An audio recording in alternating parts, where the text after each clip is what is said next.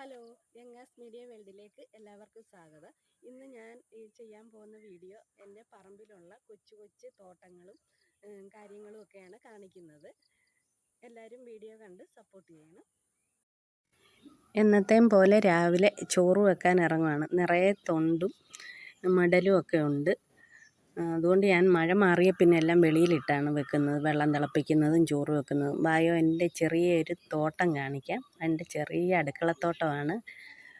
മുരിങ്ങയുണ്ട്. എല്ലാം ഞാൻ ബക്കറ്റിൽ വെച്ചാണ് പിടിപ്പിച്ചേക്കുന്നത്. ഇത് നിത്യവഴുതനമാണ്. അതിൻ്റെ പൂവൊക്കെ വരുന്നുണ്ട്. പൂവും കായും ഒക്കെ ആയി തുടങ്ങി.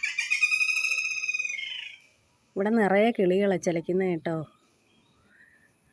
ഇതാ മുളക്. ഇത് വേറൊരു സൈസ് മുളകാണ്, പാൽമുളകെന്ന് പറയും. മറ്റേത് കാന്താരിയായിരുന്നു. ഇനി ബക്കറ്റിലാണ് ഞാൻ കറിവേപ്പൊക്കെ വെച്ച് പിടിപ്പിച്ചത്. നിറയെ ഞാൻ ഇപ്പോൾ കറിവേപ്പ് കൃഷി ചെയ്തിട്ടുണ്ട് കേട്ടോ.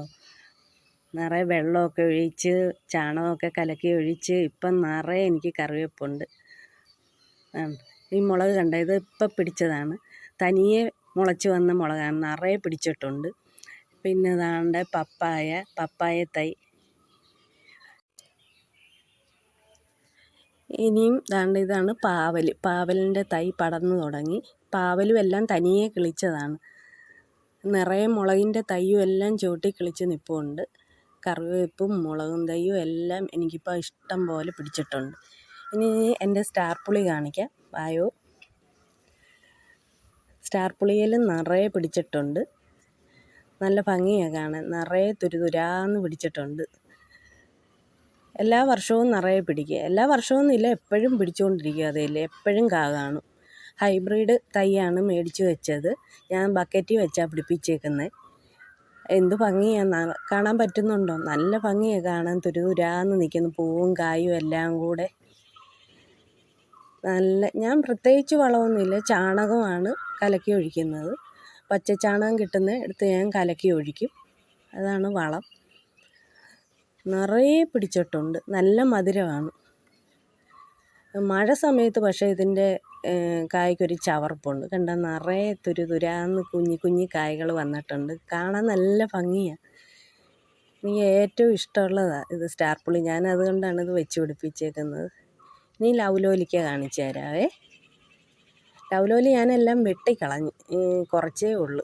എല്ലാ വർഷവും നിറയെ പിടിക്കുന്നത്. ഇത് പുളിയായും ചവർപ്പും ആയതുകൊണ്ട് ആർക്കും അത്ര ഇഷ്ടമല്ല. അതുകൊണ്ട് ഞാൻ കുറേ വെട്ടിക്കളഞ്ഞു. ഇപ്പം കുറച്ചൊക്കെ പിടിച്ചിട്ടുണ്ട്. അത്യാവശ്യം കിളികൾ, ഇത് പുളി ആയതുകൊണ്ട് അധികം അങ്ങനെ കിളികൾ തിന്നാറുമില്ല. ഇനിയും വായോ, ഞാൻ എൻ്റെ പറമ്പിലും ഞാൻ കുടംപുളിയൊക്കെ നട്ടിട്ടുണ്ട്. അതൊക്കെ കാണിച്ചു തരാം. കുടംപുളി പൂത്ത് തുടങ്ങി. ഇതാണ് എൻ്റെ പറമ്പ്. വൈകിട്ട് ഇവിടൊക്കെയുള്ള പണിയാണ് എൻ്റെ. എല്ലാം പുല്ലൊക്കെ ചെത്തി തീയിടും. ഇതാണ് എൻ്റെ കുടംപുളി. പൂവ് വരുന്നിട്ടുണ്ട്. 1-2 പൂവൊക്കെ വന്നിട്ടുണ്ട്. കണ്ട, കാണാൻ പറ്റുന്നുണ്ട്? കുഞ്ഞി പൂവ്. ആദ്യമായിട്ടാണ് ഈ വർഷം പൂവ് പിടിക്കുന്നത്. കായ്ക്കുമായിരിക്കും. ആൺപുളി ആവാതിരുന്നാൽ മതി. ഇവിടെ എല്ലാം പൂവ് വന്നിട്ടുണ്ട്. നല്ല ഭംഗിയായിട്ട് നിൽക്കുന്നുണ്ട്. ഇതാണ് ഞങ്ങളുടെ പുറവശത്തുള്ള വയൽ. അവിടെ പശുവുണ്ട്, കൊക്കുണ്ട്, കാട്ടുകോഴിയുണ്ട്. എല്ലാവരും നിൽപ്പുണ്ട് രാവിലെ. നല്ല കാറ്റാണ് വൈകിട്ടാവുമ്പോഴത്തേക്ക് ഈ വയലിൽ നിന്ന് ഇങ്ങോട്ട് അടിക്കുന്നത്. ഇവിടെ അങ്ങ് ഇരിക്കാൻ പറ്റത്തില്ല, അത്രയ്ക്ക് കാറ്റ്. കണ്ട, പശുവൊക്കെ നിൽക്കുന്നത് കണ്ടോ? ഇതാണ് എൻ്റെ പുറവശത്തുള്ള വയൽ. ഇനിയും അങ്ങോട്ട് കാണിച്ചു തരാം. വായോ, വൈകിട്ടും എല്ലാം എൻ്റെ പരിപാടി ഇതാണ്. ഇവിടെ എല്ലാം കാടായിരുന്നു. ഞാനെല്ലാം കുറേശ്ശെ തീയിട്ട് കണ്ട, ചപ്പെല്ലാം കൂട്ടിയിട്ട് ഓലയും മടലും എല്ലാം ഇട്ട് കത്തിച്ച് ഇവിടം വരെ എത്തി. ഇനിയും കിടക്കുന്നുണ്ട്. ഇത് കണ്ട, കപ്പയൊക്കെ ഉണ്ട് ഇടയ്ക്ക്. ഇനി അതൊക്കെ എടുക്കണം.